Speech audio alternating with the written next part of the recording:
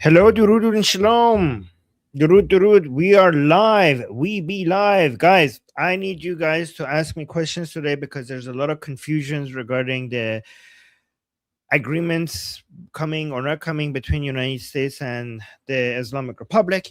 So I just want to make sure that we clarify everything here and clear things up, both from the U.S. perspective, from the Islamic Republic perspective, and the challenges that they're dealing with, and also Israel. Um, a lot of people don't even understand the difference between the MOU and the deal, and what is it that they're being agreed upon, if anything.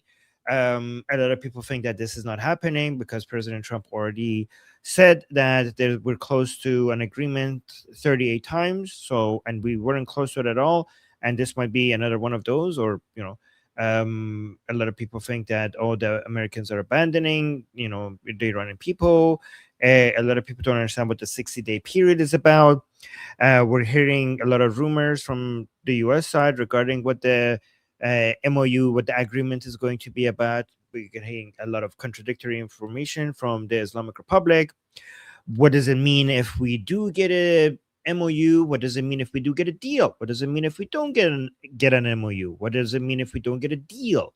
What is the 60-day? We extended the ceasefire for another 60 days. Are we just going to keep extending it for another 60 days after we reach the end of this? How is this ceasefire? How is this a ceasefire given that we every single day we're hearing explosions in southern Iran, around the Persian Gulf?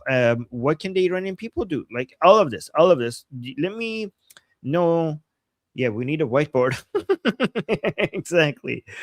MOU means nothing. Great news. Okay, so fantastic.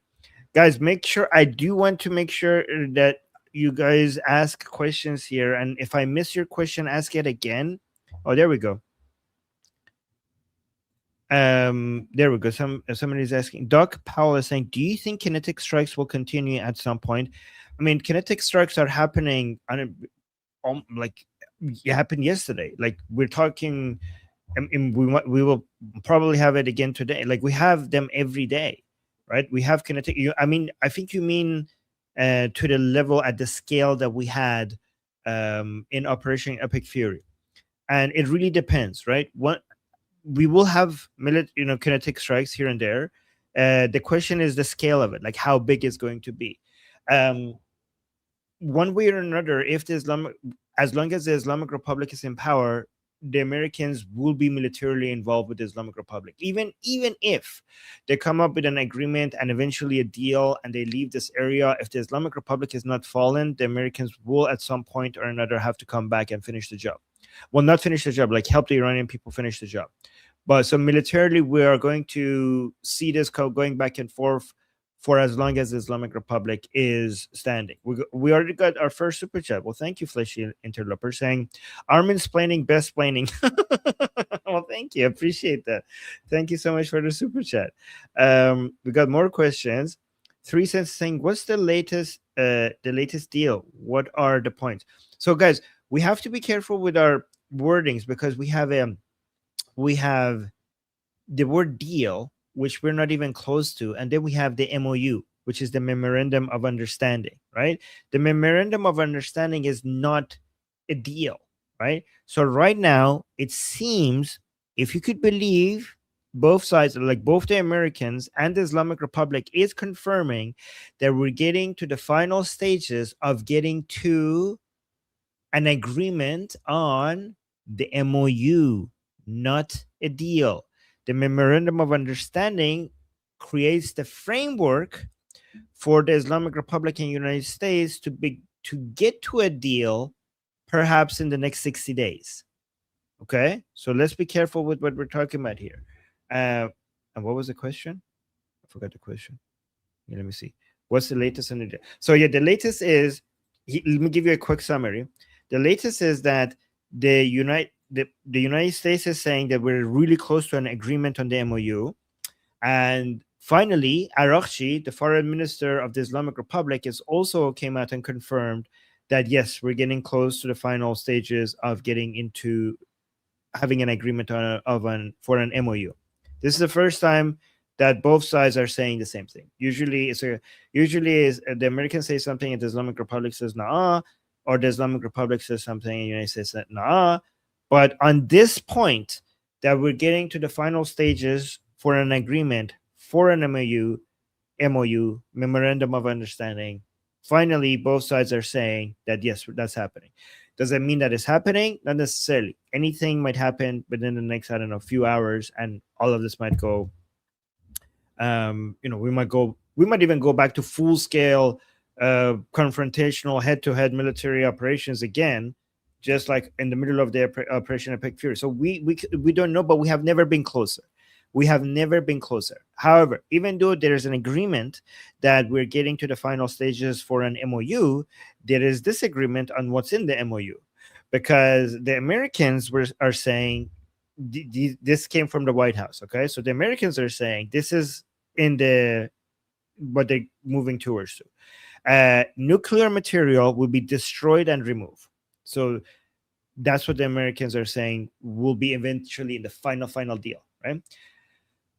Nuclear material will be destroyed and removed. So now this is the Americans being a little bit flexible with the Islamic Republic, because this number one, let me actually read the list and then we'll go through it one by one. Okay. Nuclear material will be destroyed and removed. That's one. Two, nuclear program will be dismantled. Three, none of their money released until they perform. None of the Islamic Republic's money is released until they actually see some behavioral changes, right? Four, Strait of Hormuz will be open. Five, no Iran funding of terrorist groups. These are the five, right? So I could go through these one by one, but let me see. You guys are asking more questions. I like it when you guys ask questions because I want to see what the questions are. Oh, Amit is asking, how was everyone's Shabbat? Well, Shabbat Shalom to everyone here, to Jews here. Doug Powell is saying, what do you think is the ratio between pro-Islamic regime and anti-regime people in Iran approximately? I think given how much the so-called pro-regime people are turning against the regime, I wouldn't be surprised that we're basically 97% against 3% for. I wouldn't be surprised if that's the number, because many of the so-called pro-regime people are now also frustrated with the regime. So I think that I wouldn't at all be surprised if that's the actual number. Let me start some of these questions. And then let me see another question saying, what better way to get American boots on the ground than through the peace deal? The regime has been begging for boots on the ground, and I'll go get them. To what end? I don't know what your question means, but I don't know what your question means. But let me actually say something. Oh, we got more super chats. I will respond to the super chats as well. But let me actually tell you something, guys. If this works, it's fucking genius. Like, if this actually ends up working, like, I am starting to see the vision here more clearly, and it seemed like maybe what we thought the Americans are doing, maybe that's actually what they are trying to do. The Americans are trying to get from the Islamic Republic something from them with negotiations, and with the combination of bankrupting them and talking to them, to take something from them, away from them, in a way that you could have not achieved with military operations. Like, military operations would not have achieved this. Getting the enriched uranium out of Iran either had to be done by force through military operations, through the Islamic Republic surrendering and giving it up, or through waiting for the Islamic Republic to fall and basically negotiating with the surrender team or the transitional government after to get the enriched uranium out. Because the Americans are in a rush for election and internal political reasons, it seems they managed to if this works, they have managed to do the impossible, and this is actually extraordinary. If the Americans manage to get the enriched uranium, they have, through economic pressure and bankrupting the Islamic Republic, they have managed to make them so desperate for cash that by just dangling a few $1 billion in front of them, they are managing to, if this works, they will manage to get the enriched uranium destroyed without actually risking any American soldiers. And the price, this is actually very important. Let me write this down, because the money that they would be sending to the Islamic Republic if they manage to get the enriched uranium out is less than the cost of the military operations. Let me write this down. And this is a good point. Not only that, it's so much less than what they already took from them through the military operations and the naval blockade and everything else associated with Operation Economic Fury by Scott Bessent. Like, they took so much away from them, and they're telling them that we will give you a little bit of it back in exchange for your most important leverage. Give us your most important deterrence capability, and we give a fraction of the money that we already took from you back to you. And this is not going to help the Islamic Republic, because the United States and Israel could basically take that back by destroying more assets of the Islamic Republic really easily. Once you remove that deterrence capability, that could be taken back from them. Let me write that down as well. Oh my God, these are so good. So many good points. Without the deterrence capability of the Islamic Republic, it's actually easier to take that money back. And then also the Americans are just saving so much money in military operations by just spending that money to remove the enriched uranium. This is a genius plan. The more I think about it, the more I think this is a genius plan. I can't wait for our discussion group today to discuss this with our team in our discussion group. Let me actually look at the guys. Let me know if this needs clarification. This is fucking genius. If it works out, it's actually extraordinary. Like, let me see. BT, thank you so much. BT celebrating her membership for 9 months. 9 months. Thank you, BT. Saying no money until they perform. Armin, damn right. Yeah, exactly. Yes, exactly. That's what they're saying. Thank you, BT. And then Sayed with a super chat. Also, Sayed, I saw your damn it scam on the Persian channel, but I already had to hit the end stream button. But I saw it, and thank you. So I'm glad I get to say thank you for that as well. Sayed saying, I think we need to trust the process. Islamic Republic is on its last breath. I mean, I don't think we need to trust. I think we need to look and verify. We're going based on like watching what's happening and verifying it, right? So I don't think we need to trust anything. I think, like, when it comes to geopolitics, it's not about trust. It's about power. It's about interest, and it's about verification. And right now, based on what we're observing right now, it seems like we were moving in the right direction. I can't predict the future, but we can observe what has already have happened. And based on what's already happening, I think that I trust what I'm seeing with my eyes, right? I don't know.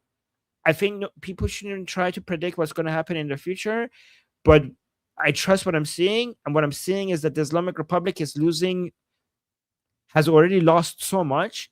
It's the weakest it has ever been. And we're in the middle of pulling out one of its only 3 remaining teeth. If you want, I could tell you what the 3 are.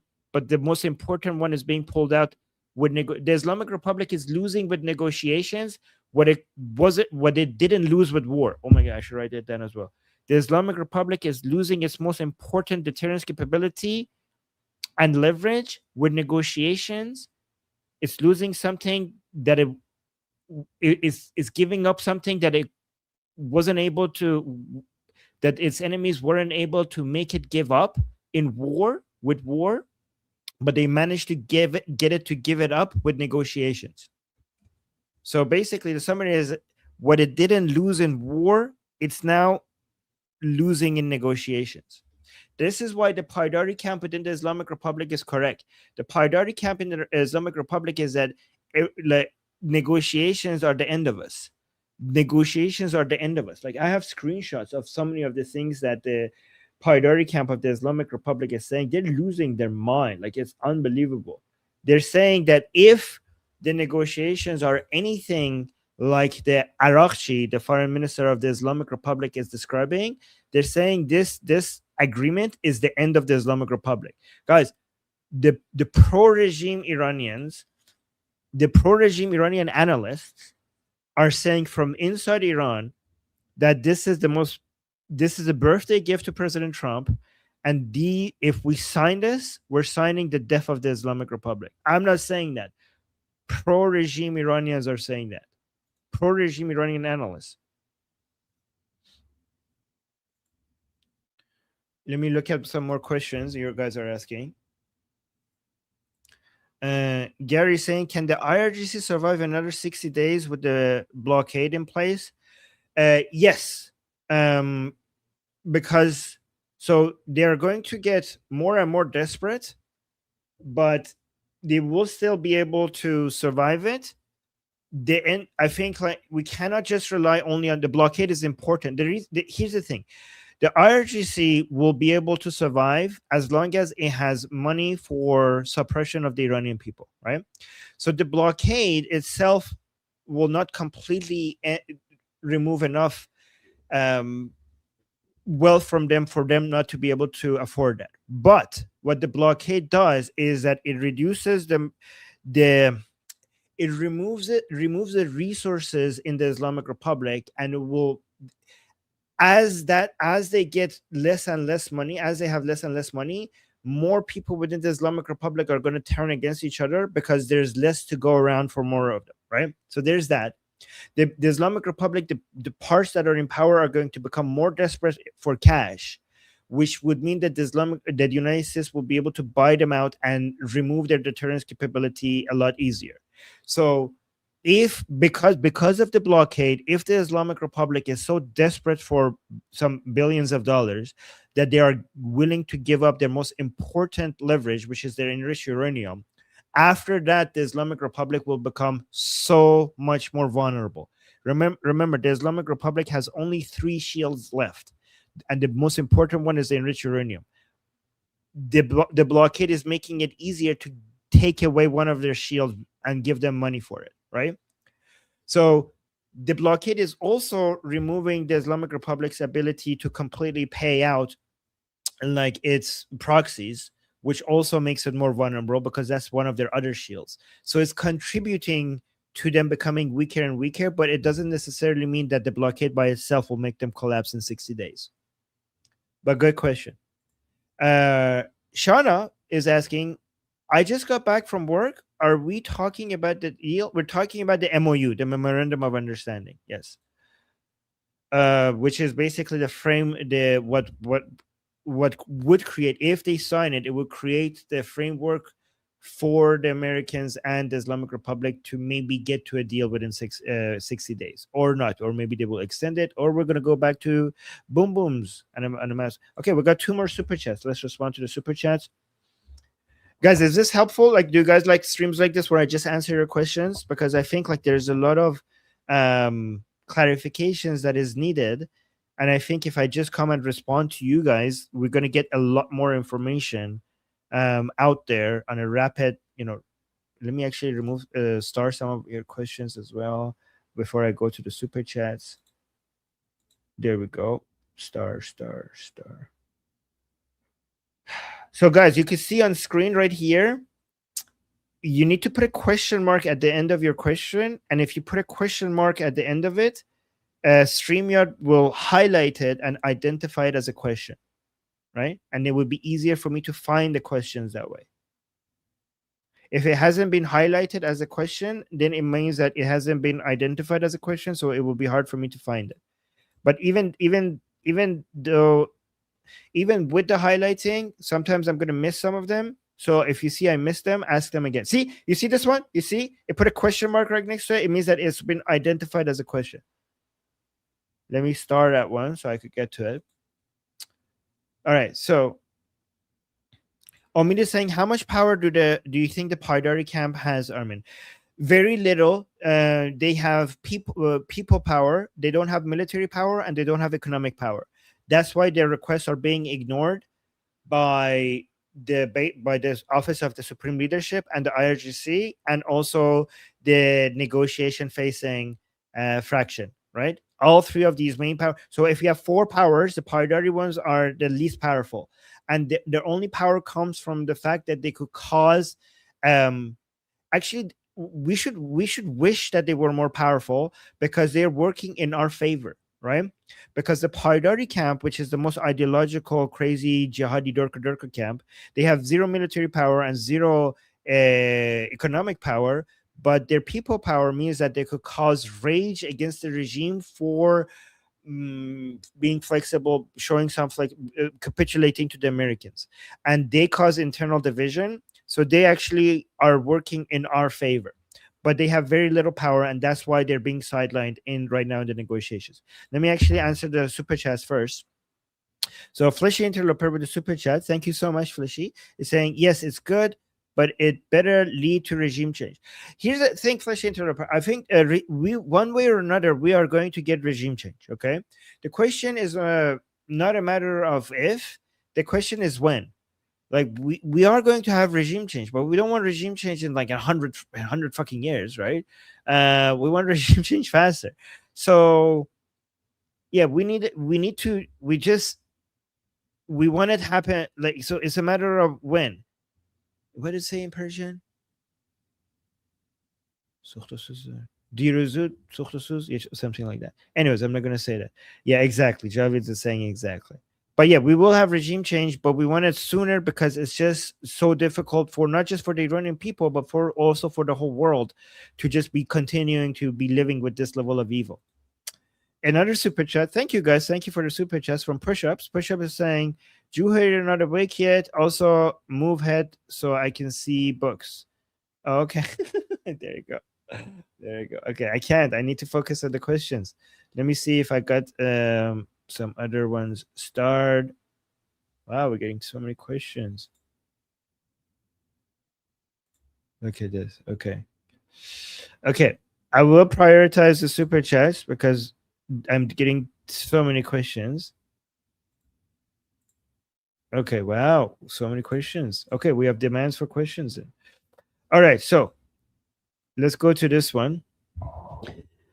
Abigail is saying, Armin, is your window open or do you have fan on? I have like a humidifier, purifier, so many things going on. But let's keep the question. Also, your flags are waving. Isn't that a good? Oh, yeah, we can't see my flag. There we go. Fixed.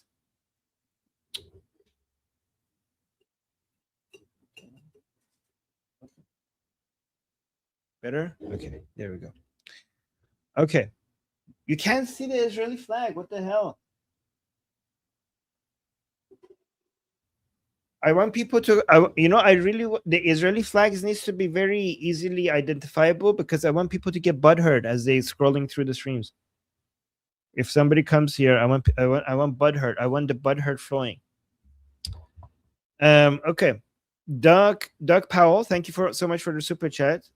Saying now that the IRGC is significantly weakened, do you think that Israel could fight them alone for now on? Yes, but it would be more helpful if the Americans get involved again. But yes, if this deal is actually what the White House is saying, if President Trump doesn't move his red lines, then we're basically taking the Islamic Republic's clothes off and basically saying, Israel, you know what to do, right?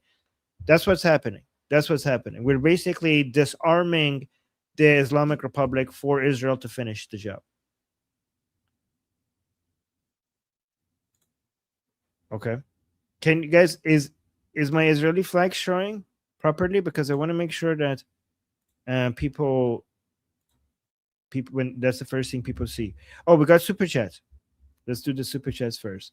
BT, thank you so much for the super chat. Saying live stream type genius, more to come. Yes, I could do more of these. Are these? Do you guys prefer these Q&A sessions to me doing the rage live streams against like people with bad takes?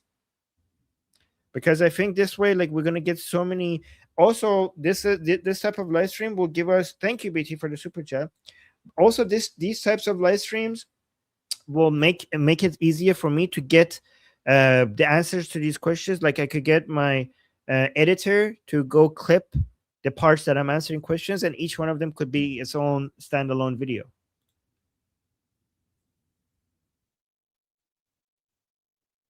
Right. Okay. Koala Katie saying, did they already give guns to their supporters? What the hell is wait, huh? What the hell is going to happen if supporters turn on them and they're armed? That could turn into an absolute disaster. Okay, so actually, I'm glad that you asked. I'm glad that you asked that. First of all, if we arm the Iranian people, it needs to be done with collaboration of Princess of Pahlavi and his team, and it needs to be done. It needs to be people need to be vetted. People need to be trained, and then only then armed. It needs to be organized. It can't be just like dropping guns inside Iran or anything like that. That will actually cause more problems. So this, it would be a disaster if it doesn't happen in an organized way. And to happen in an organized way, Princess of Pahlavi's team needs to be involved. Okay. So given that you already asked that, let me actually bring this up because I need you guys' help to get the Iranian people armed. Guys, there's something very simple right now that you could do. I got another video out, and I need you guys to help me get the voice out. Okay. So I'm getting more videos sent to me by the Iranian people, telling the world that they want to be armed. Okay. So look at this. I say another brand new video. Let me actually put the link to this in the chat. I need you guys to go and repost this. I need you to retweet this. Okay. Let me actually first play the video. Please arm the Iranian people. This is from inside Iran, and he made it very obvious that this is from inside Iran. So watch it. Please arm the Iranian people. این آخرین نبرد پهلوی برمیگرده. پاینده ایران. So he said, please arm the Iranian people. این آخرین نبرد پهلوی برمیگرده, which means that this is the final battle. Pahlavi will return. Guys, this person, look at this. He did this in daylight. He wrote like this. He's so vulnerable. He wrote this on the ground in daylight inside Iran. And you can see those are the flags of the Islamic Republic. Okay. He sent this directly to me to share with the rest of the world. Given that he did that, he took such a big risk to share this. Again, I'll ask you one more time to please retweet this. I put the link in the chat. Okay. So far, it has 141 retweets. Let's get those numbers higher. Okay. So please do that. Okay. So thank you for reminding me about that. Let me go. We got another super chat. We got 2 super chats. Thank you, guys. If you need to ask me about the Iranian people getting armed and stuff, look, you could ask me more specific questions. I'll try to answer those as well. I'm getting a lot of questions, so I don't know if I'm going to get to all of them. I'll try my best, but let me actually go to super chats first. Let me see. Okay. Fleshy Interloper saying, I'm Israel Chai. Yes, I'm Israel Chai. There you go. Yay. I'm Israel Chai. Thank you, Fleshy Interloper. And then we got Amir with the Israeli flag. Yay. Yes, exactly. Guys, what do I do? This Israeli flag needs to be like, stay like this. Oh my God. This is so crazy. What do I do? The American flag is so visible, but the Israeli flag just stay. Stay. Okay. Oh, there we go. I did it. I did it. Fantastic. Oh, you got another super chat. Thank you, guys. Oh my God, you're getting another super chat. You could put your questions in a super chat as well. Say Wyatt saying, I think Trump will mess around with these deals, knowing the Islamic Republic will break the deals. Then after November elections, Trump is free to smash the Islamic Republic. So Wyatt, this is it's actually even better. Okay, I think it's actually even better, right? I think this would be okay. I don't know if it's actually this good or not, but this is the most ideal situation. The most ideal situation is to do an actual deal with them, get the enriched uranium out of there, something that is very, very difficult to do with military operations, like close to impossible. Get from the Islamic Republic with negotiations something that you cannot get from them with military operations. And then after that, the Islamic Republic is going to give you excuses to go back to military operations. They're going to give you the excuse, but you have already disarmed them. Like, guys, I think the Paidari camp people are being very logical. The Durka jihadi most ideological parts of the Islamic Republic, they are actually more pragmatic. Like, people are like, oh, the so-called reformers are pragmatic, the jihadi ones are less pragmatic. It's the other way around. Actually, from pragmatic perspective, I agree with the jihadi ones right now. The jihadis are like telling the so-called moderates, are you fucking crazy? If you give them the enriched uranium, they could do whatever the fuck they want after to us. Like, the Americans are not giving anything to us that they can't undo. We're giving them something that that we can't undo, and they're giving us something that they can undo. Oh, that's good. I need to write that down. So let me write this down. The Americans are giving something to the Islamic Republic that they can undo, but the Islamic Republic is giving something to the Americans that they can't undo. So the Paidari camp is like, what is going to stop the Americans from attacking us after we give them the enriched uranium? You see? Do you see how the Paidari camp is right? Do you guys see that? Let me know if you see that. Oh, confetti. Yay, confetti. Thank you so much. Do you see my point? Let me know if you see my point. So the Paidari camp is like, you guys have lost your mind. Why are you talking to the Americans? Why are you capitulating? Without the enrichment uranium, we have nothing. They could do with us with whatever they want. And they're right. And I don't like, after you get the enriched uranium destroyed or out, probably destroyed inside Iran, then I don't know which one is going to happen. Would it be just the Americans going back to military operations? Would it be both the Americans and Israelis going back to military operations with the Islamic Republic, or just the Israelis? I don't know. Either one is great. But what we do know is that the Islamic Republic can't help itself because of the IRGC. They will do something that either Israel or United States will have the excuse. Israel doesn't need an excuse, honestly, but United States will be able to have plenty of excuses to say the deal is broken, the Islamic Republic violated, let's go back to war, and by then you have already enriched uranium anyways, right? It's genius. It's genius. And I think the Islamic Republic is walking into a trap. Ooh. Yeah, Leo, I see it now. I'll get to you. Okay. So, you guys see my point? This is so beautiful. I mean, I'm so happy. Guys, if you could see what I'm seeing, this is better than military operations. This is better than military operations. This is disarming the Islamic Republic at a cheaper price with less Americans being put at risk. Ooh, this is good. I should write this down. This is disarming the Islamic Republic at a lower price for the Americans, at a lower price for Iranians, because less infrastructure will be destroyed, and with less American soldiers being put at risk. I have so many good points. I need to write them down. I'm like, ooh, that's good. Let me write it down. Okay, next super chat. Wow, we're getting so many super chats. Koala Katie saying, sorry, I worded that poorly. I was referring to the regime supporters being armed.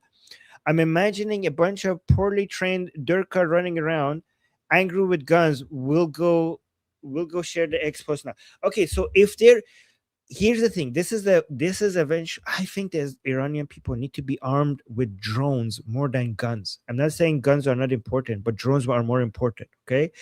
I think we need to be a lot more advanced. We need to look at, we need to be more modern. And also, guys, the drones are so much easier to learn. The drones are getting so user friendly. In Syria, when the Ukrainian soldiers were training the opposition to Assad to train them with drones, I think it took them 7 months. But I think we have come it's getting even easier now. I think you can train somebody with no military experience in less than 4 months. You could not even, I think, because guys, using drones is turning into like playing computer games. Iranians, young Iranian men, they're very familiar with computer games, right?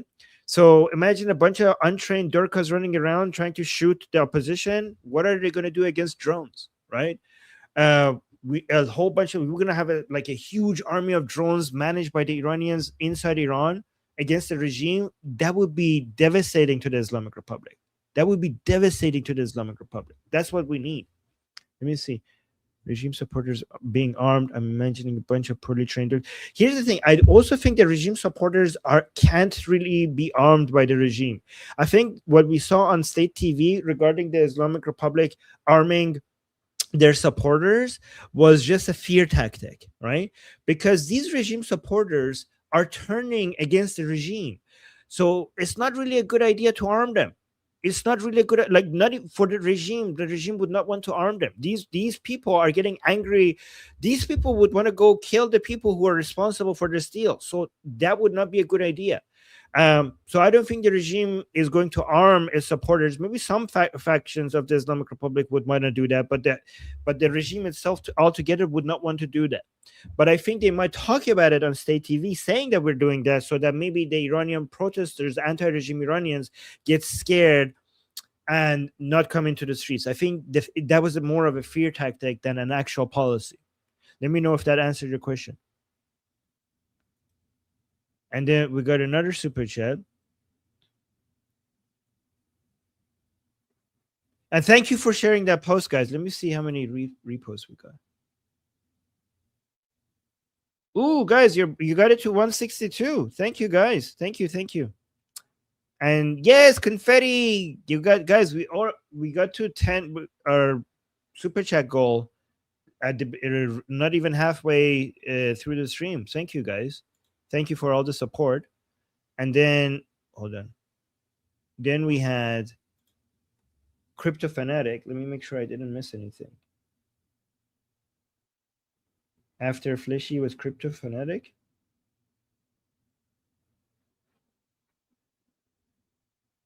Oh yeah, I got that one. Confetti, yeah, Crypto Fanatic. Crypto Fanatic, thank you so much for the super chat. He's saying he did it again. Here's the title of his most recent video. CNN. Whose video? Who are we talking about? CNN MAGA hack surgically dissected and humiliated on Iran war. I don't know who we're talking about. CNN MAGA hack, surprisingly. He did it again. Here's the title of his most recent video. CNN MAGA hack surgically dissected and humiliated on Iran war. I don't know who we're talking about. Okay, maybe you could tell me in the chat. Let me put this. All messages.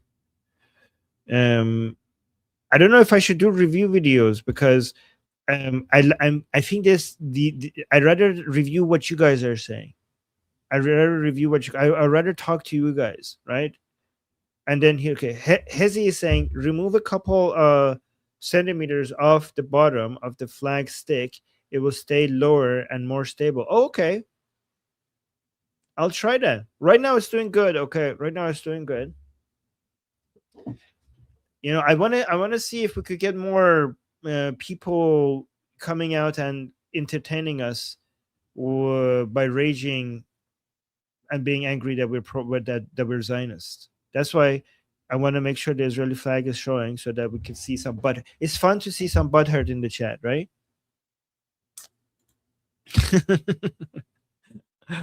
Okay. Hold on, let me get to super chats. Leo saying, "Do you see my flag now, Armin?" Yes, I do. It's so cute. Cute puppy with the lion and sun flag. Oh, that's so sweet. That's so sweet. You know, I have a dog that looks like that. Apo with a super sticker. Thank you so much, Apo. And then we have Shana with a super chat saying, some Iranians think Azerbaijan should be bullied into going back to the name Republic of Aranis, or choose another name entirely. Others think they should exist. They shouldn't exist at all. What are your thoughts? I think that we shouldn't mess with other countries. I think that once Iran is free, we should stay out of the internal affairs of other countries unless they mess with us. Okay, I think we should. I think. By the way, I also think that this is Prince Reza Pahlavi's position as well. That we're not going to meddle with anybody. We're not going to annoy anybody. We're not going to interfere with anybody, and we're going to respect every country's border integrity as it is right now, unless they want to mess with us. And if if they stay get off our back, and if they don't mess with us, we're not going to mess with them. We need to signal to the whole world that we are a normal country, a stable country, and a country that is going to try to have normal, peaceful relationship with every single country that does the same thing to us. That's what I think. Let me know if that answered your question. Okay, let's answer more questions in the chat. Okay, Jay saying, hello, Armin. I hate to be negative, but is there any chance that the IRGC has some 90% uranium, perhaps a suicide nuclear bomb? I think that it's really hard to do that without Mossad detecting it. I think it's close to impossible for the Islamic Republic to be able to get something like that. With these things leave traces. Everything it is possible. Yes, it is. If to answer your question, if when you say is there any chance, of course there's a chance. Of course there's a chance. Is the chance is more than 0%, but I don't think it's high.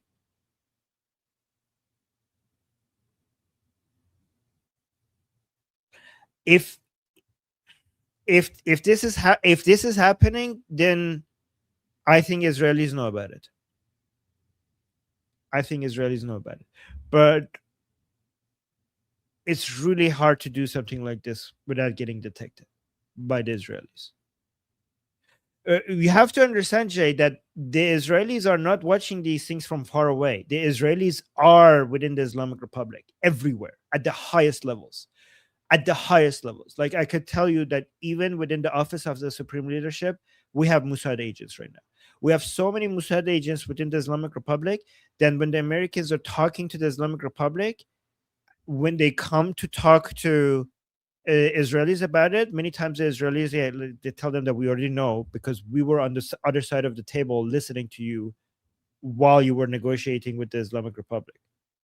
So every time the United States is talking to the Islamic Republic, they're also at the same time talking to Israelis because the Israelis are at the table.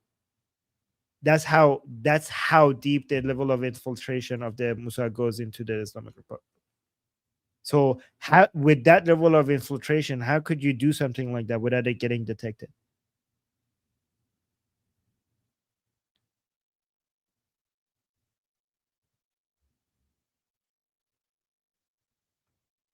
Let me start some questions. Okay.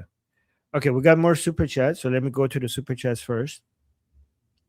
Crypto Fanatic saying Carl Kolinsky. Oh, you're right. Maybe I should focus on that. Let me go screenshot then. Sorry, I forgot. Carl Kolinsky. Not. Oh, okay. Yeah, you know what? If I do a rage video, maybe I should do that one first. What do you guys think? Should I do a rage video against Kyle Klinsky tomorrow or another Q&A? Maybe we could do switch in between. Thank you for letting me know. Sorry, I forgot. And we got another super chat by Shana. Thank you, guys. Shana saying, answer my question. Okay. Okay. Another question. Do you think the Iranians will be... Okay. All right, I will. Okay. Do you think the Iranians will be able to stick to that? I've heard Iranians say some wild things. Which Iranians? Oh, regarding Azerbaijan. Well, here's the thing. The most Iranians are united behind Prince Reza Pahlavi. Okay, so obviously Iran is a diverse country. Just like Israel and United States, we have people with differing opinions. if you hear some Iranians have this opinion or that opinion, it doesn't, you will be able to find every single type of opinion within Iran, right? So when you hear some people say something, uh, just obviously don't think that this has broad support. Just know that there's so much respect for Princess of Pahlavi and his leadership that if he advocates for a position, that is going to be the dominant position for two reasons. First of all, because people are affected by him, and also because there's a reason why he's the most popular, he's the leader of the Iranian people, is because they chose him and he reflects the views of the Iranian people. So if Princess of Pahlavi says something, you could tell that that would be the dominant position, because first, he is a reflection of what the Iranian people want, and also he has a huge effect on the Iranian people. So obviously, whatever, those people are not as influential as the views represented by Princess of Pahlavi. So yeah, I think that would be the dominant narrative in Iran, whatever Princess of Pahlavi is advocating for, right? Let me look at more questions in the chat. So here's another question. How do you think the IRGC will react to Trump as he keeps bombing them but talks close to a deal at the same time? Okay, so you're talking about the bombings in around the Persian Gulf, I'm assuming. Those have become just like a close to a daily routine between the both of them. So the IRGC is not reacting to that much, which is really frustrating the pro-regime Iranians. If you watch the Ali's live stream yesterday, and the day before, I think the day before yesterday, yeah, he showed you that there are so many pro-regime people in IRGC Telegram accounts that were so embarrassed by the fact that the Americans are just taking out anything they want around the Persian Gulf, and there is basically zero response to it. So the IRGC can't really afford to react that much, right? You can see that the Americans are doing what they want around the Persian Gulf, and the IRGC is not really responding, which is really annoying the pro-regime Iranians. And not only that, even while President Trump is continuing military operations around the Persian Gulf, the Islamic Republic has confirmed that they're getting closer to a memorandum of understanding. So basically, they're not going to. The answer is that they can't do much, and they're not doing much. Let me see. Oh, we got another super chat. Let me answer that one first. Push ups. Thank you so much for the super chat. Saying BT has a big. Oh, oh my God, BT, are you here? Look at this. Look what you have done, BT. You asked people to insult you, and now people are insulting you with super chats. Push up saying BT has a big forehead and belongs in toilet. Okay. Oh my God. And look at this. BT is saying, look at this. She's like, yes. Oh my God. All right. Okay. There you go. Okay. Let's look at the next question. Larry Jim Bob is saying, does anyone know how many ships are still left trapped in the strait with no vessels left? More leverage is taken from them. Yeah, I don't know how much is left in the Persian Gulf, but we do know that 200 of them left, which is more than 100 million barrels of oil, which is the reason why oil prices are below $100 per barrel, which is unbelievable. It's like extraordinary. I don't know if Americans understand how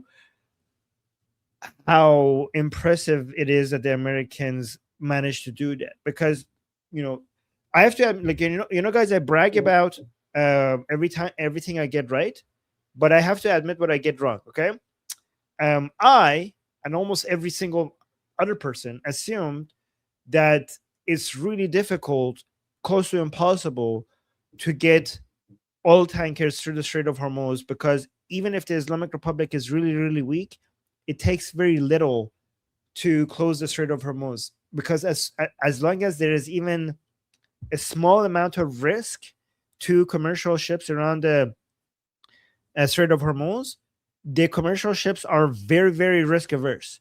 So you don't need to be, you just need to be able to just shoot a few missiles and drones at commercial ships, even if without hitting them, it will just make them hold back, especially because the insurance cost associated with that will be astronomical.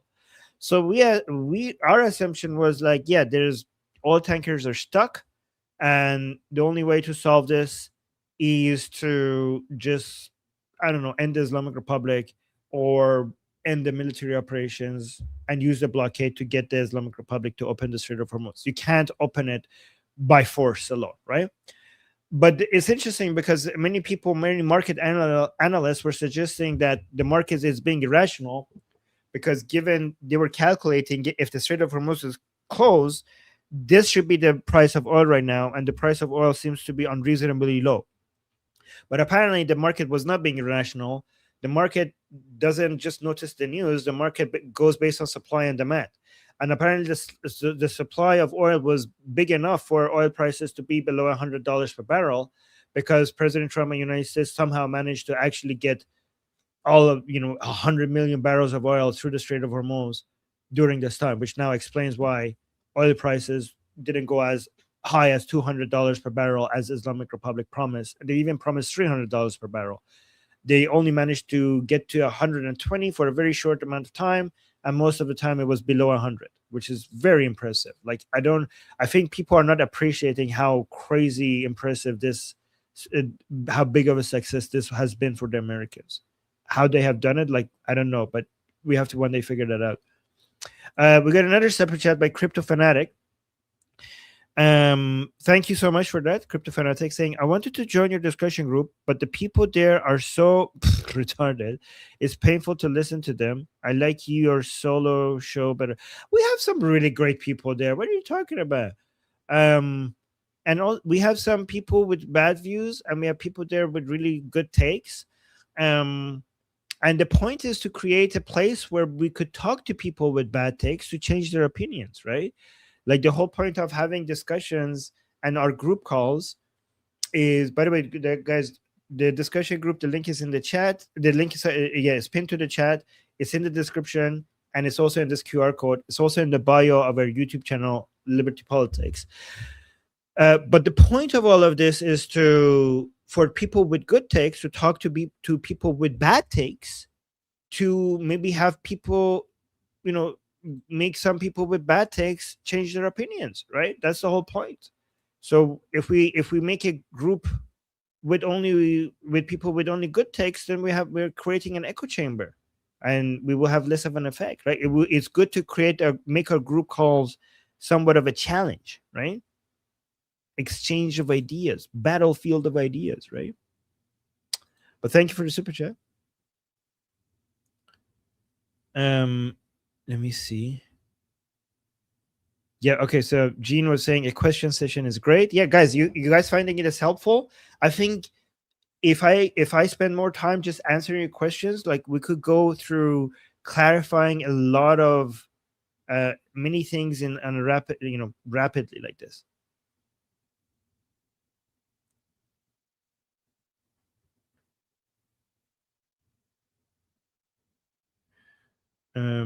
Okay, let me see. Sapir, hi Sapir, saying, Armin, should I post my video here too?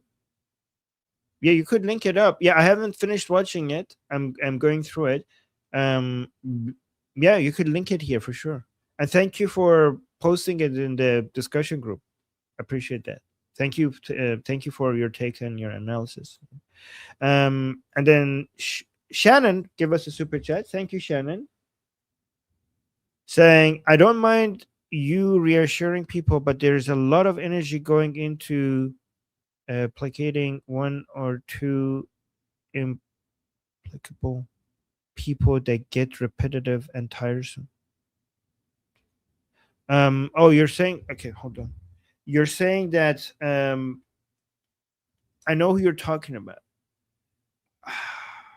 Okay, so I don't know, because a lot of the people that I admire and other people watch a lot and are influenced by, they repeat themselves a lot, and they respond to the same nonsense over and over again, right? um uh, I think he has a desire. I think, like, even if it doesn't change them, and if even if it doesn't change them, uh, it does change the audience. Like, I need people with bad takes. I take Let me see, like, Fine started saying, yeah, I agree with this. I just mute them. I just mute when they speak nowadays. Unfortunately, they speak a lot nowadays.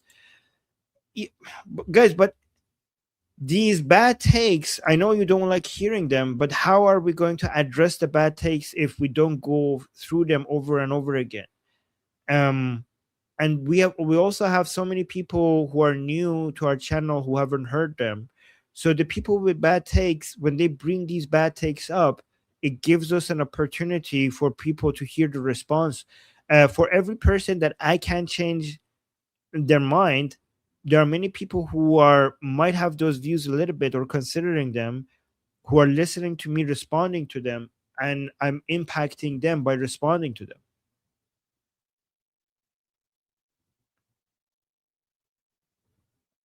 Saying Fine Star saying, it's not just Samantha. I mean, I didn't mean her. Okay. And it's not bad takes, it's the way they speak. Well, I mean, I can't control that. I mean, we're going to have so many people with so many different takes here, and some of them are going to be enjoyable to listen to, and that's just some of them are not, and that's just a matter of taste.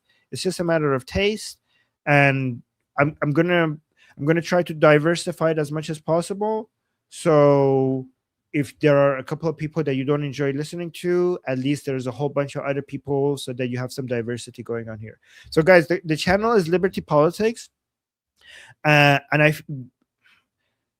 the reason why I believe in liberty is because I think that the best way to get to the right ideas is to allow the competition between ideas, just the most ideas, and just through that competition, we basically created Darwinian model of letting the best ideas win. But for that to happen, we need maximum competition and maximum attempt of, we need more tension. We need competition, right? So if Liberty Politics becomes a place where we bring all sorts of ideas for them to compete against each other, I think by people observing each side making their case, then we will we will get the best best answers.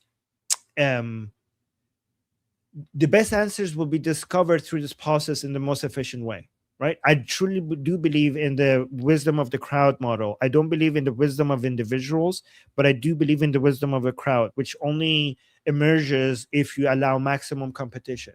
So I don't want to have too much of a filtering going on, because I want basically the input to be really high and the competition to be really high. And by maximum input and maximum competition, what produces is a factory of good ideas. That's what I think is happening.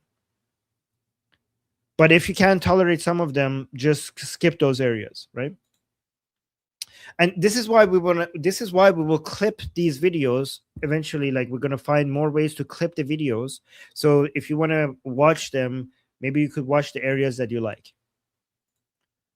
And BT with a super chat saying, how many push-ups can push-ups 2,345 do? Well, I think the answer is right there, 2,345, which is very impressive. That makes him the strongest man on earth, or woman.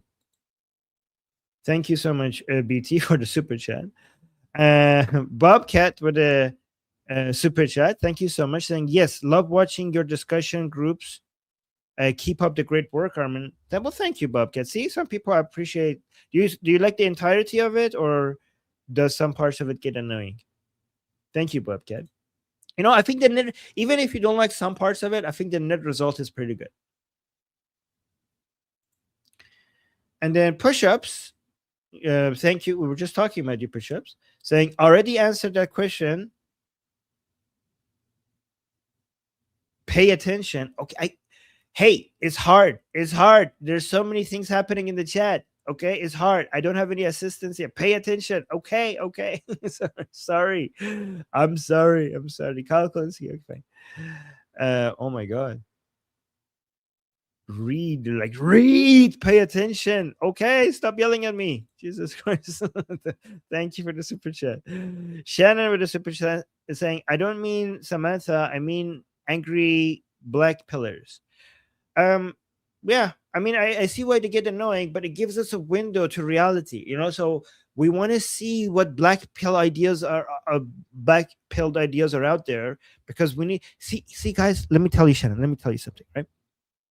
I Before October 7th, I used to go into the darkest corners of the internet, and I used to go into places where it was banned on Facebook, on Twitter, it was banned on YouTube, it was in in places where most people wouldn't go, and I would go see what people are saying there. And as soon as I go there, I would like, holy shit, this place is just Jew hatred. It's everywhere. Like I thought, like before October 7th, what I noticed is that what you see on Facebook and X and YouTube is just like a surface level of people's opinions, and right underneath it, there's a dragon underneath this sea.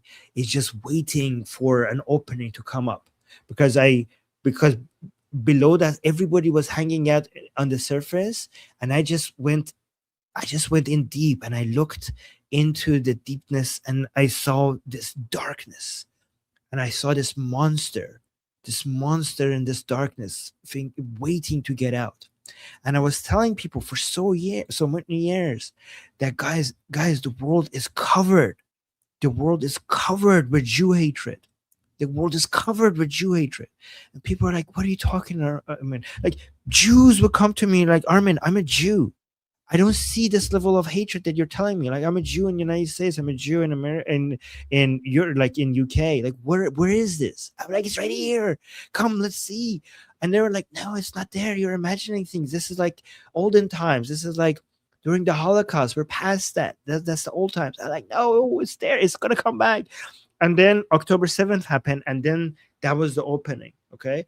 It came out, and now some of those same people came to me and were like, holy shit, Armin, we didn't know that this is still there. I thought these are the type of, this is the stories that my grandma like used to tell me about how much Jew hatred exists. I didn't know it was still this widespread. Okay. So this is why I don't think we should censor people, because we become blind. Okay, if you say like, oh, I don't like these takes, let's not listen to them. If, oh, that's too ugly, it's making me annoyed, like it's uncomfortable, I don't want to listen to that. Well, if we don't listen to it, then we don't notice it, and we don't see what's happening. And I think that we should see what's happening. We should be aware of its existence, right? Oh, he's here. Shannon is saying, okay, fine. It's the Trump derangement syndrome, the daily dose of negativity about the US Trump. Why is it's all going to end in disaster? It's just public emotional processing. I know it's hard to deal with. It's really, I mean, as humans, when people come with ideas that goes against what we believe in, it's an attack on our very own identity. Our beliefs are who we are, so it's really difficult to process.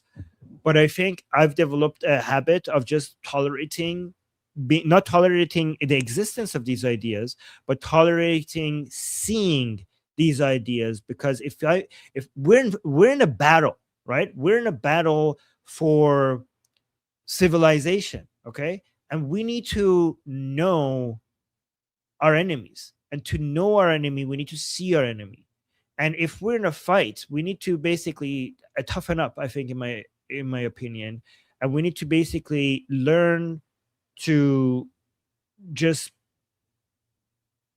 shake it off and not get affected by. We need to be more resilient, because this is a fight for the future of humanity. And for many years, people who were fighting for civilization, they lost their lives. They bled for everything that. So here's what I say, Shannon. Everything that you have in the US, right? People died for it. People bled for it. People were burned alive for it.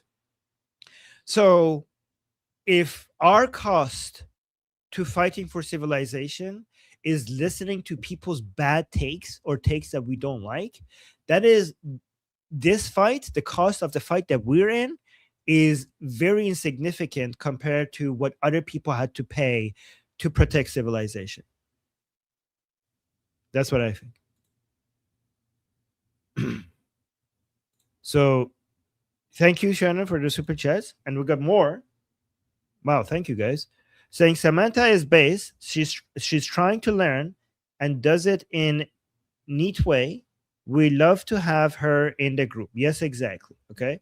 We don't hate on people for their bad takes. We do turn against people for their actions against us, but we need to keep a door open to the people that we disagree with, because how else are you going to win in the battlefield of ideas if you're not talking and listening to people, right?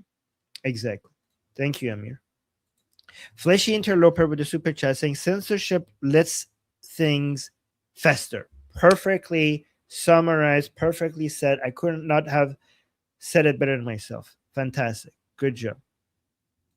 Really good summary of everything I said. In fact, I shouldn't have said anything at all. I should have just read that. And then Abigail is saying, thank you, Abigail, for the super chat, saying the anti-Semitism is because Israel is at the front line of the Red and Green Alliance war, and the war is a war of deception. That contributes to it for sure, but it's not the only reason for it. Jew hatred is older than Israel. Israel, I mean, a huge harder part of Jew hatred is jealousy for the success of the Jews, and Israel being successful against the powers of evil in the world, against both the Red and Green Alliance, is a continuation of people hating on Jews because of the success of Jewish people. Also, I do call it Jew hatred instead of anti-Semitism, because I think Jew hatred captures how evil this is more than just anti-Semitism. But yes, that contributes to it for sure.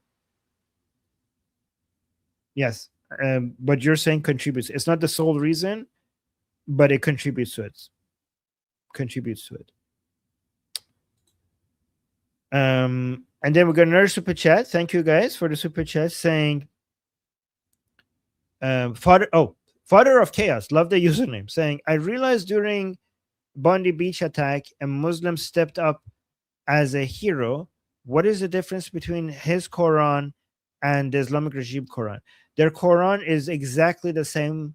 The difference is that one of them follows it, the other one doesn't. Very great question. The difference is not the Quran. The difference is how seriously you take the Quran. The difference is how much your behavior is based on the Quran. If you're a Muslim and you're a good person, then you're a bad Muslim. There are many, many Muslims who are good people, and they're good people because they're bad Muslims. Does that make sense?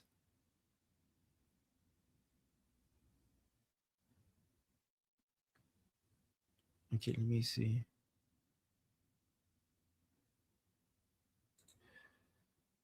see. You got another super chat. BT, thank you so much for the super chat, saying, you saw the Jew hatred before the Jews. Therefore, you've been renamed the atheist prophet by Erickson. Hey, you know what? The only other person that is celebrated and revered by the Jewish Bible who is not a Jew is Cyrus. Oh, I shouldn't even say that. But no, but I accept that. I shouldn't say that. Never mind. Yeah, thank you so much, BT. Thank you for the super chat. And that's funny. But to be fair, also, I'm pretty sure many other Jews knew this and saw it coming. Only the Jews that were my friends were telling me that I'm exaggerating, but I'm pretty sure there were plenty of Jews out there that knew exactly what was happening, and they knew it even better than me, right? Especially the people who were studying it and analyzing it. I'm pretty sure there's like an army of Jews that were trying to raise the alarm about this. But I'm just talking about to my friends. My friends were like, Armin, you're out of your mind. Thank you, BC. That's funny. All right. And Erickson with a super chat saying, all hail the atheist prophet. Praise Armin.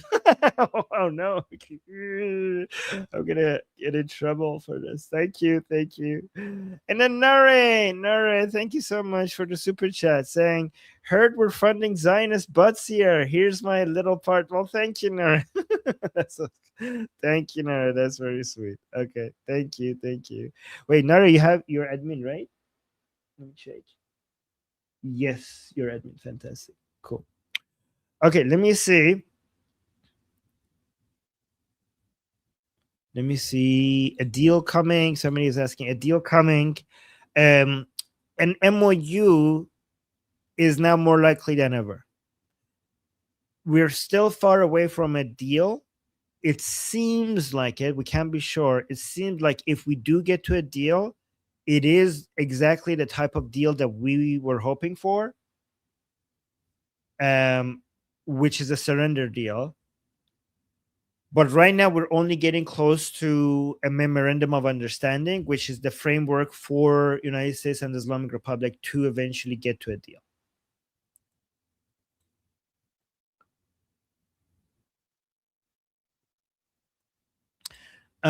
Okay, Javid is saying, what are the most important things we in the diaspora can do right now?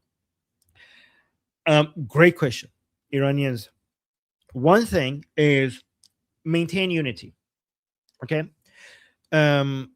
Because I think that the Iranian people who support President Trump and the Iranian people who think President Trump is not doing a good job right now and has abandoned the Iranian people, it's really hard to convince them to change. Like the pro-Trump Iranians, most of them are not going to change their mind, and the Iranians that are criticizing Trump, is hard to change their opinions as well. So, given that it's hard to change each other's minds, I think the focus should be on whether we disagree or agree. Let's maintain unity, right? We could have that disagreement, but we're on the same army against the Islamic Republic. That's number one. So, stopping the fighting. Like every time you see the disagreement and you see it's turning into a fight, remind people that, guys, we need to be united. Remind people that our unit is the command of the princes of Pahlavi for us to remain united. Okay, say let's mention our disagreement with each other, express it, get it out, but remember that we're in this fight together and we're on the same side, and not let this turn into division among us. Remind people that if we fight against each other, the Islamic Republic benefits from that. That's one. Two, I think we should focus our campaigning to normalization of the idea that the Iranian people need to be armed. Because I think that the Islamic Republic is getting weaker and weaker and weaker, but what's missing is the Iranian people getting stronger. I think the Islamic Republic is the weakest it has ever been, but the Iranian people, even though they're more united than ever, they're still not at all strong enough to be able to fight back against the Islamic Republic. So I think that there needs to be a huge focus. This is why I started the Arm Us campaign. I think more Iranians outside of Iran, because for Iranians inside Iran, this is a huge risk. For Iranians inside Iran, this is a huge risk for them to, even though some of them do send me these videos, but given that it's easier for us to advocate for this, whatever messages that we do get from inside Iran, we need to amplify it. And let me actually post a link to this video again. This is the most recent video that was sent to me from inside Iran. uh, asking to get armed. I put the link in the chat again one more time, and I'm asking you to guys for you guys to go repost it. This is my account, Armin Navabi. If you want to find it for people who are watching this later, you could find this on my X account, Armin Navabi. And let me just play the video. This is the latest video that I got that says arm us. Please arm the Iranian people. این آخرین نبرد پهلوی برمیگرده. پاینده ایران. So the Persian part was saying that this is the final battle. Pahlavi will return, and you can see it's obviously inside Iran. These are the Islamic Republic flags. The cars are obviously inside Iran, and the signs you could tell that this is inside Iran. So this was sent to me, guys. This person took a huge risk. This is in daylight. He wrote this in daylight out there. So this person took a huge risk to make this video. So I ask you to, given that this has no risk to you, to please help amplify this message, okay? I put the link one more time in the chat. Thank you for helping me out with this, okay? Okay, we got 2 more super chats. Yeah, he wrote that on the street. He didn't even write it on the paper. He wrote that on the street. This is the most latest video that I just got. In daylight. Amir, thank you so much for the super chat. Saying, don't hate me. Reza Shah was Muslim in name only. A real Muslims. Amir, why would I hate you? Friends disagree. I love being able to. Here's the thing. I love having disagreements with my friends. Because would our conversations be, let me actually say this first, okay? Would our conversations be interesting if I just said something and you said, yep, and you said something, or like, yep, and then I said something and you said, yep? Like, what a boring conversation is that? Like, I confirm what you're saying and you confirm what I'm saying? What type of a friendship is that? I want my friends to challenge me, and I want my friends to be interested in being challenged by me. Right? That would make interesting. That is an interesting conversation. Right? So don't hate me. I love you, Amir. Even if we continue disagreeing this forever, I will continue to love you and see you as my friend. Okay? So saying Reza Shah was Muslim in name only. A real Muslim believed in the Quran and Islamic supremacy. The Shah was a progressive for the land like no real Muslim can. No nation state in Islam. Okay, let me show you something. Let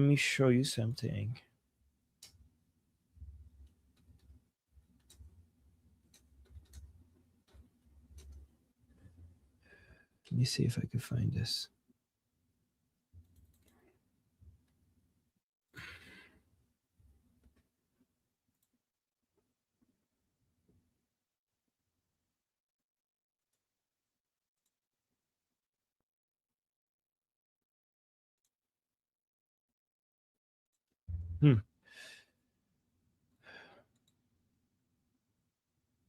Okay, here.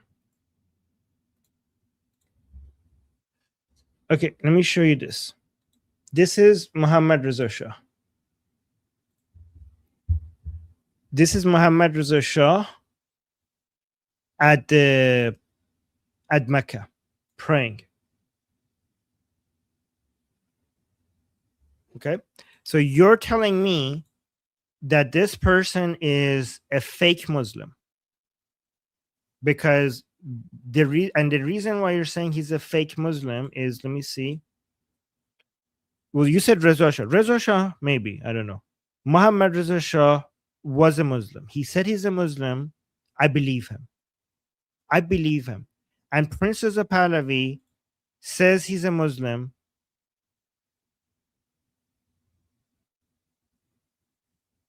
And I believe him. So if you, for example, if you say, for example, Prince Reza Pahlavi is not a Muslim, then we're calling him a liar. We're saying he's lying, right? Again, see, Nara is saying, yeah, this just proves that the point that we are not anti-Muslim. I am proudly anti-Islam. Proudly. I'm not anti-Muslim. There are many Muslims that I love. So if your idea is that anybody who's progressive is not a real Muslim, then the population of Muslims worldwide, if anybody is a good person as a Muslim, so who's a Muslim? Is it just like Islamic Republic, ISIS, Al Qaeda, Taliban? So you're basically saying that millions and millions and millions of people worldwide who say that we are a Muslim, they're not real Muslims. I don't agree with that. I don't agree with that. So here's a definition of a Muslim, in my opinion, a definition of a Muslim that works.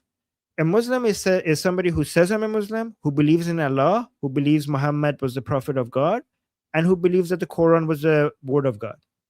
If you meet this criteria, you're a Muslim. A Muslim is not necessarily somebody who follows Islam. As long as you believe those things, you're a Muslim. Even within Islam, somebody who doesn't follow Islamic rules but believes in these things is still a Muslim. It's just a Muslim that is sinning. So the categorization, in my opinion, I think the word that you might be looking for, so here is a nominal Muslim or a minimalist Muslim, not a non-Muslim. Somebody's saying, your opinion is false. Great argument, bro. I am anti-Islam, but there are many good Muslims. Here's the way I see it. There is no good Islam. All Islam is bad. So there is no good Islam and bad Islam. All Islam is bad. But there are good Muslims and bad Muslims. There are fundamentalist Muslims. There are minimalist Muslims. And there are nominal Muslims. And there's many in between. It's a spectrum.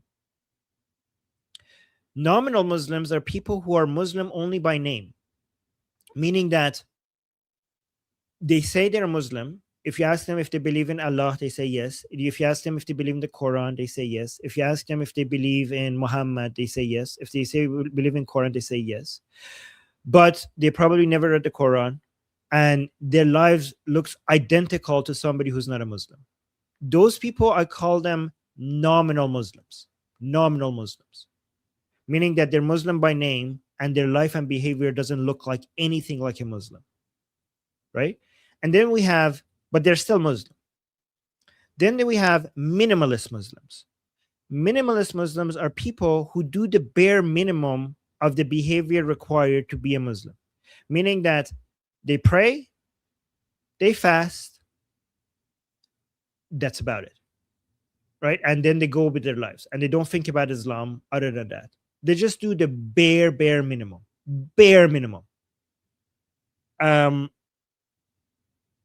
And their prayer is just like something you do. It's like brushing your teeth and then you don't think about it after that. Those are minimalist Muslims. And between minimalist Muslims and fundamentalist Muslims, there's a huge spectrum, right? And I think that the less you're as a Muslim, the less your life is influenced by Islam, the better person you are. And we can't treat all of these people the same. It's more, I know we want to make life more simple. Muslim bad, non-Muslim good. It doesn't work like that. Life is not that simple, right? Islam is poison, but different Muslims are impacted by it at different levels. You cannot treat all of them like they're the same. It doesn't make any sense. A Muslim who is impacted, like their behavior, a Muslim who Islam impacts 90% of their behavior is ISIS, for example, or Taliban, or Al Qaeda, or something like that, or a Basiji. But we have Muslims that their behavior is 40% impacted by Islam. We have Muslims who their lives are 10% impacted by Islam. We have Muslims who their lives is 1% impacted by Islam. These are not the same. These are not the same, and it doesn't make strategic sense to treat them the same. It doesn't make strategic sense to treat it the same.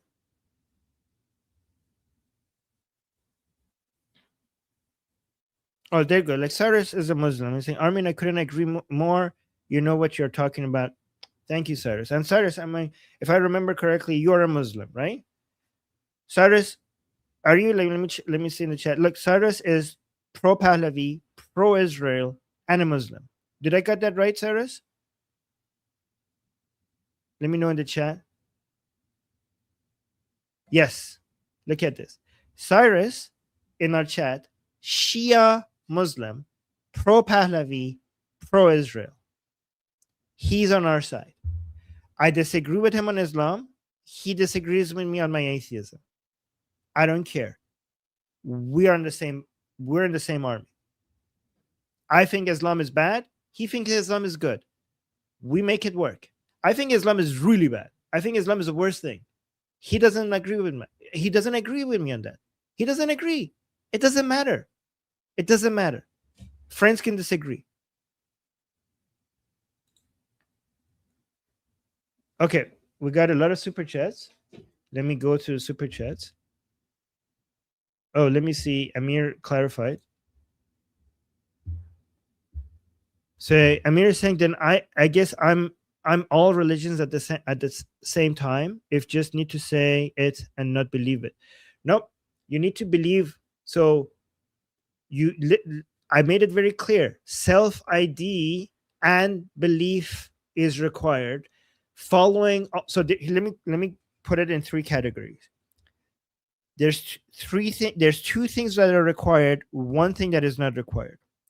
Self ID is required, but is not enough. If somebody says, I'm a Muslim, but I don't believe in the Quran, I don't care that you're self IDing as a Muslim, you're not a Muslim.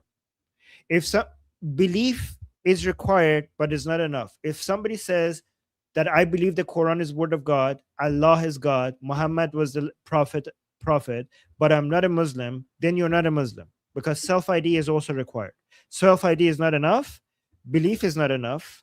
Both of them are required. Both self ID and the belief in Allah, Muhammad as a prophet, Quran as the word of God. These are required. What is not required is following all the rules. Because in every religion, there are people who don't follow the rules to a different extent. You could believe something without following the rules. You might think that's contradictory, but that's what happened in every religion, right? Not just because you believe something should be done, it doesn't mean that you're doing it. And also your interpretation of it might be different from what the original text intended to say. So you might say, yes, I know I shouldn't be drinking alcohol, and I'm still drinking alcohol. So yeah, that's bad. So you're not following it, but you do believe it. Or your interpretation might be different, which makes you wrong, right? But you still believe in the Quran. And guys, there's a slight difference between the definition that is I think is the most useful, and Islam's own definition, which I'm not going to go into a lot of details. So for example, Islam believes that if you drink alcohol, you're still a Muslim, but you're a Muslim that is sinning. But if you deny that drinking alcohol is a sin, you're denying a commandment of Allah. So that takes you out of the fold of Islam. So that's the definition of the Quran. But when it comes to communication and what's the most useful definition that has the highest utility, I think the most practical definition, and the way the word is often used globally, I mean, we have to go with the most practical definition because words are supposed to communicate. So practicality of the definition is going to be very important, right? I think that the best definition that is the most widely used is, you self-ID as a Muslim, and you believe in these three things: Allah as God, as the only God, Muhammad as the prophet, and the Quran as the word of God. So the reason why you're not a Muslim, for example, Amir, is because you don't believe that Quran is the word of God, and you don't self-identify. So you're not a Muslim, Amir, because you don't self-identify as a Muslim, and you don't believe that Allah is God. You don't believe that the Quran is the word of God. That makes you a non-Muslim. Okay, we got so many super chats. Let me respond to them. Thank you, guys. Fleshy interloper with the super chat saying same question as Javid, but what would non-Iranians do? Okay, I don't remember what the question was.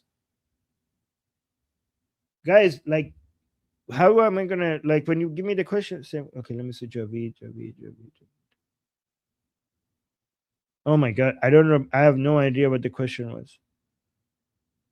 Sorry, I don't remember.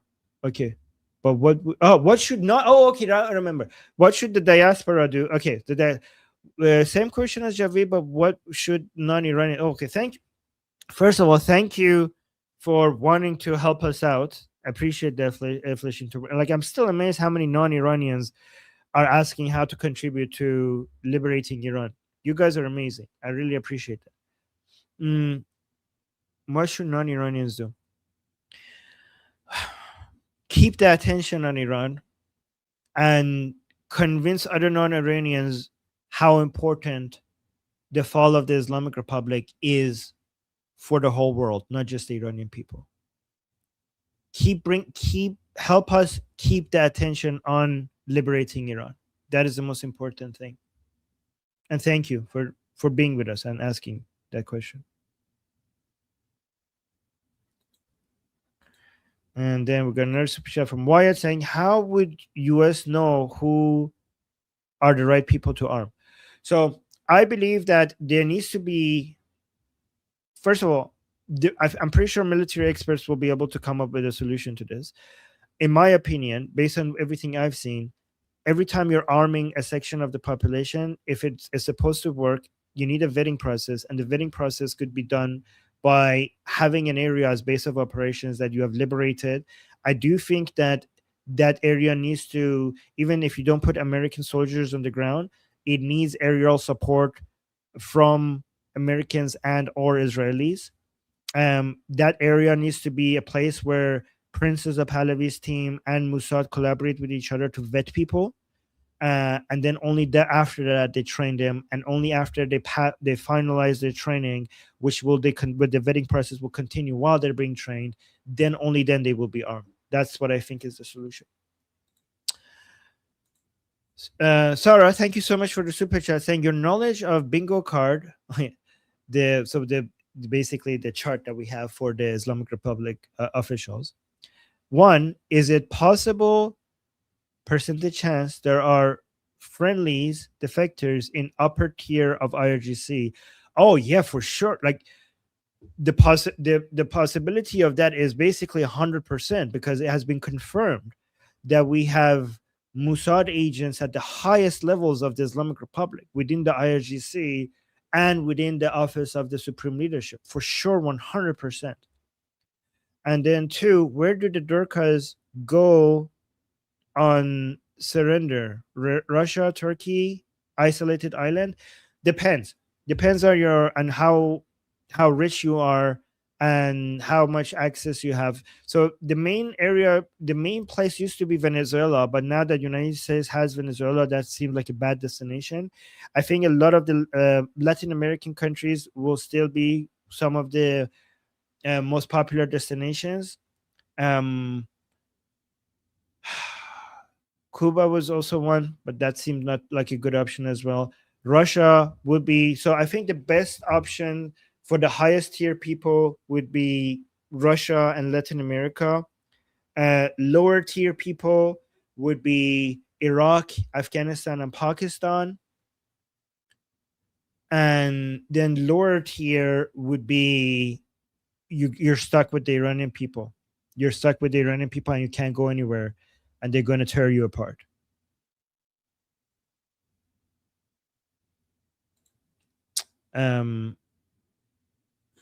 Thank you for the question. And then Amy saying, can we catch up on how the Reza camp is doing? You mean how the Princess of Pahlavi team is going? So Princess of Pahlavi team is now, they're getting a lot more organized behind the scenes right now. There are, I'm not gonna give too much information, but there's a lot of strategic planning that is going on behind the scene. There's a lot happening there, okay? And there's big plans being made. Let me just tell you this: I am Princess of Pahlavi's trip to Ukraine was not just a symbolic friendly meeting. I don't think it was, right? There's a lot happening, right? And then we have Roman Viking. Thank you so much for the super chat saying, have you ever thought how digital asset tokenization of everything could internalize market externalities? That plus AI, okay, because I think that a lot of the things that the market is blind to, like the third externalities, you could bring it into the market by having AI be able to measure it, and also the tokenization of it. You could come up with a lot of financial products that are people who are benefiting from something, get directly for it to be measured, and you will basically include that in the market. People who benefit from externalities and get hurt from externalities, for that to actually be turn it into an actual trade in the market. Yeah, for sure. I think AI and asset tokenization will reduce the need for government in many areas that we right now need the government for. Great point, by the way.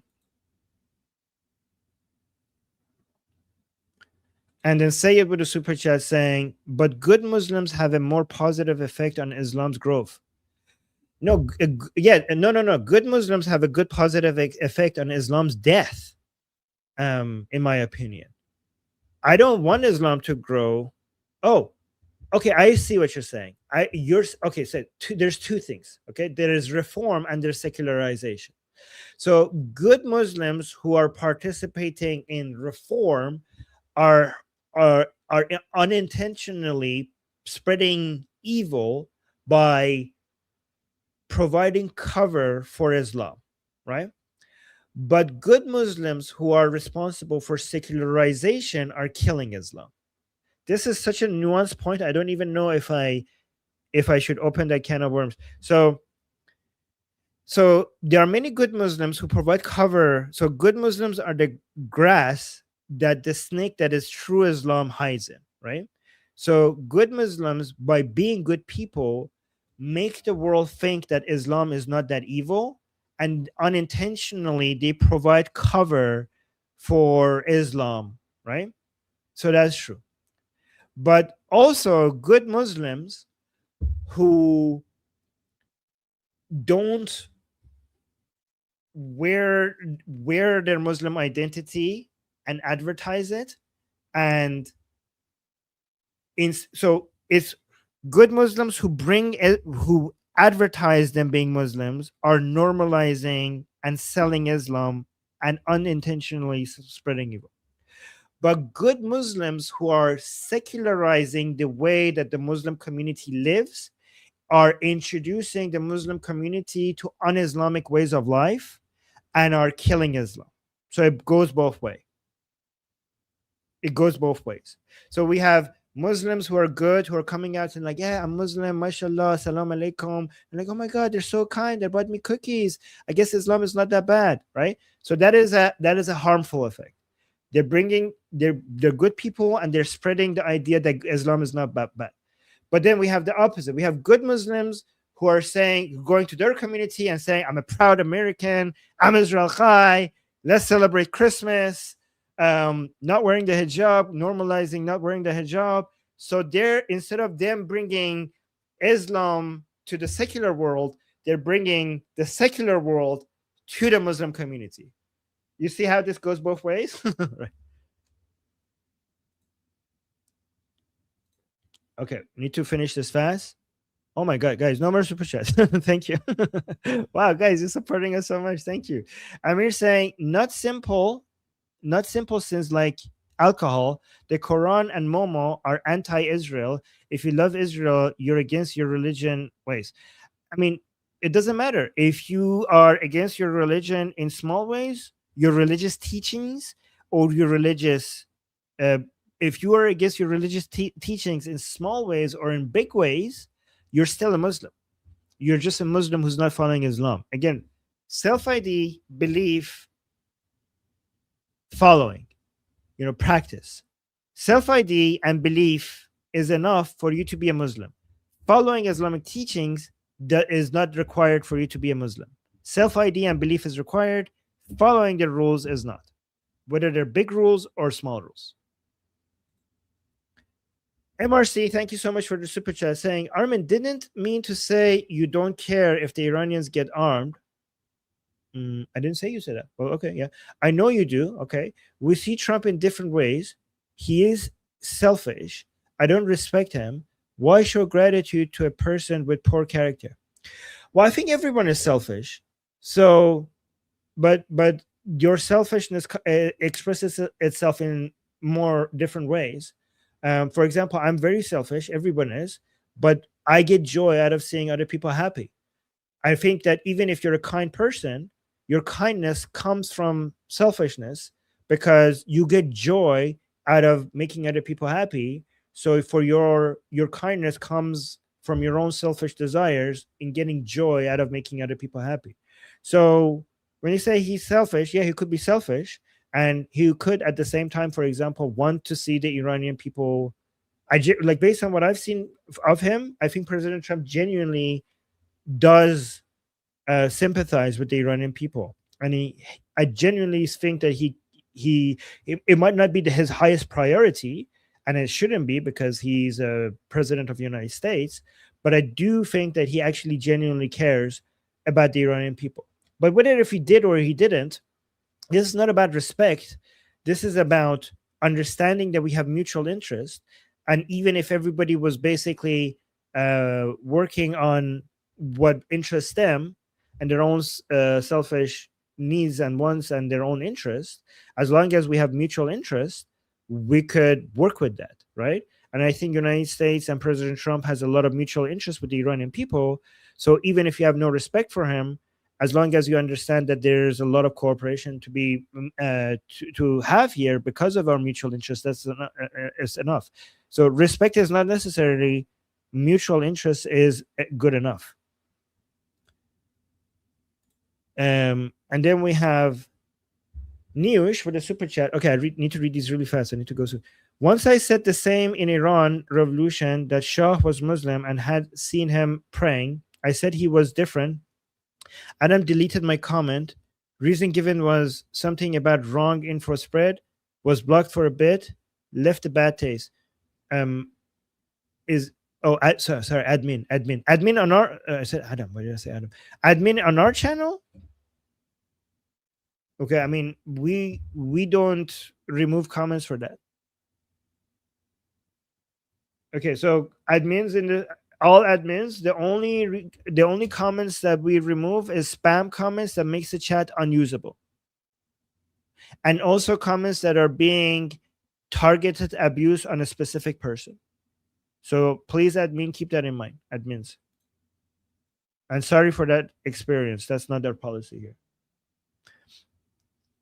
Push-ups with the super chat saying Russia should have an ex-dictator apartment building. True. All right, guys. Super chats. Oh my god, I need to go. Let me read this fast. Amir with the super chat saying I'm done for this time. So all you need to do to be Muslim is say I'm Muslim, do a ritual, and not have to believe or go to buy anything. That's not what I said. I did say you need to believe. I was very. In fact, you don't need the ritual. I specifically said, Amir, that you need to believe in Allah, Muhammad as the prophet, and Quran as the word of God. So you're saying all you need to do to be a Muslim is say I'm a Muslim, do a ritual, and not have to believe? Nope. That's exactly the opposite of what I said. I said belief is required, self-ID is required, practicing following the rules is not required. That's the opposite of what I said. Deborah with the super chat saying, arm the Iranian people sign in my car window. Oh wow, thank you so much, Deborah. I appreciate that. Arm the Iranian people sign in my car window. Thank you so much. Really appreciate that. That's amazing. And then Fleshy Interloper saying, good debate. Yeah, we had a good debate. It was friendly and it was productive, in my opinion. Okay, guys, need to go. This was great. Appreciate you guys. Let me know if this was helpful. I think we answered so many questions and we got through so many ideas because of a stream like this. Let me know if you want to do more Q&As like this. And thank you for all the super chats. And yeah, till next time. Guys, if you want to come talk more, join our discussion group. We have group calls every single day. Look at the calendar section for our next group call.